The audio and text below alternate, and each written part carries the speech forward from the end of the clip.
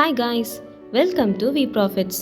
வளர்ந்து வரும் இந்த மாடர்ன் வேர்ல்டில் டெக்னாலஜி மட்டும் வளரலங்க, இன்வெஸ்ட்மெண்ட்ஸ் மேலே மக்களுக்கு இருந்த பார்வையும் மாறி இருக்கு அப்படின்னு தான் சொல்லணும்.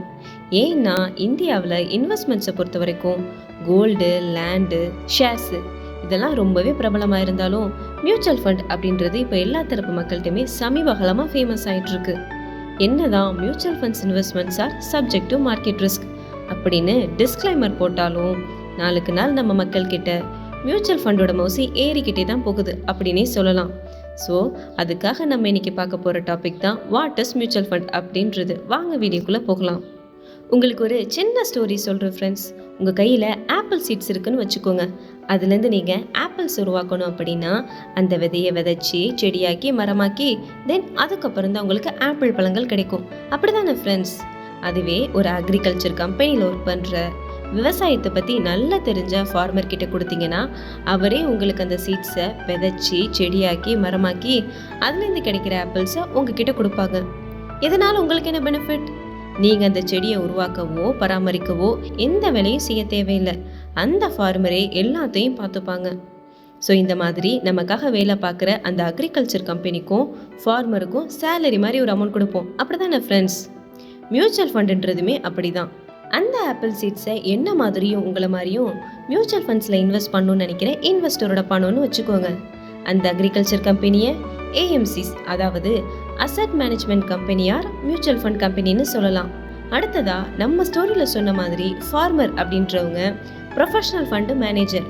நம்ம ஃபண்டில் இன்வெஸ்ட் பண்ணுற பணத்தை இந்த ப்ரொஃபஷனல் ஃபண்டு மேனேஜர் நம்மளோட சார்பாக ஷேர்லையும் பாண்டுலையும் இன்வெஸ்ட் பண்ணி அதுலேருந்து கிடைக்கிற ரிட்டர்ன்ஸை ஃபார்மர் எப்படி நமக்கு ஆப்பிள்ஸை விளைவிச்சு கொடுப்பாங்களோ அதே மாதிரி ஃபண்ட் மேனேஜர் நமக்கு ரிட்டர்ன்ஸை திருப்பி கொடுப்பாங்க. ஸோ நமக்காக ஒர்க் பண்ணுற ஃபார்மருக்கு நம்ம சேலரி மாதிரி ஒரு அமௌண்ட் கொடுப்போம் இல்லையா? அதே மாதிரி தான் நம்மளோட ஃபண்டுக்காக ஒர்க் பண்ணுற ஏஎம்சிஸ்க்கும் ஃபண்ட் மேனேஜருக்கும் நம்ம கொடுக்குற அமௌண்ட் தான் அந்த எக்ஸ்பென்ஸ் ரேஷியோ அப்படின்னு சொல்கிறது. மியூச்சுவல் ஃபண்ட்ஸை பொறுத்த வரைக்கும் ஃபஸ்ட்டு 2 விஷயத்தை நம்ம தெளிவாக புரிஞ்சுக்கணும் ஃப்ரெண்ட்ஸ். ஃபஸ்ட்டு ஃபண்ட் ஹவுசஸ், அதாவது asset management company or mutual fund company. இந்தியாவை பொறுத்த வரைக்கும் SBI mutual fund, ICICI prudential mutual ஃபண்டுன்னு ஏகப்பட்ட ஏஎம்சிஸ் இந்தியாவில் இருக்குது. கம்பெனிஸ் எப்படி ஷேர்ஸை வெளியிடுமோ அதே மாதிரி இந்த மியூச்சுவல் ஃபண்ட் கம்பெனிஸ் ஃபண்ட்ஸை வெளியிடும். 2வது professional fund manager. Mutual fund companies வெளியிடுற ஒவ்வொரு ஃபண்டுக்குமே இந்த மாதிரி ஃபண்ட் மேனேஜர் இருப்பாங்க. இவர் தான் நம்மள மாதிரியான இன்வெஸ்டர் கொடுக்குற பணத்தை நம்மளோட சார்பாக ஷேர்லையும் பாண்ட்லையும் இன்வெஸ்ட் பண்ணி நமக்கு ப்ராஃபிட் மேக் பண்ணி தருவாங்க.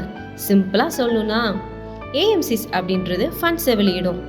அந்த மாதிரி ஏஎம்சிஸ் வெளியிடுற ஃபண்டில் நம்ம இன்வெஸ்ட் பண்ணுற ஃபண்டோட ஃபண்ட் மேனேஜர் நம்மளோட சார்பாக ஷேர்லையும் பாண்ட்லையும் நமக்காக இன்வெஸ்ட் பண்ணி ப்ராஃபிட் மேக் பண்ணி தருவாங்க. இப்போ உங்களுக்கு மியூச்சுவல் ஃபண்டுனா என்ன அப்படின்றது தெளிவாக புரிஞ்சிருக்கும் அப்படின்னு நினைக்கிறேன். ஆஹா, இன்வெஸ்ட்மெண்ட்ஸை பற்றி நல்லா தெரிஞ்ச வெல் எக்ஸ்பீரியன்ஸ் பர்சன் நமக்காக இன்வெஸ்ட் பண்ணி தராங்களா? அப்போ மியூச்சுவல் ஃபண்ட்ஸில் எப்படி இன்வெஸ்ட் பண்ணணும், அதில் இன்வெஸ்ட் பண்ணுறதுனால வேறு என்னென்ன பெனிஃபிட்லாம் கிடைக்கிது அப்படின்றத பற்றி நீங்கள் தெரிஞ்சுக்கணுன்னா stay tuned with us. Next வீடியோவில் அப்லோட் பண்ணுறோம். தேங்க்யூ ஃபார் வாட்சிங்.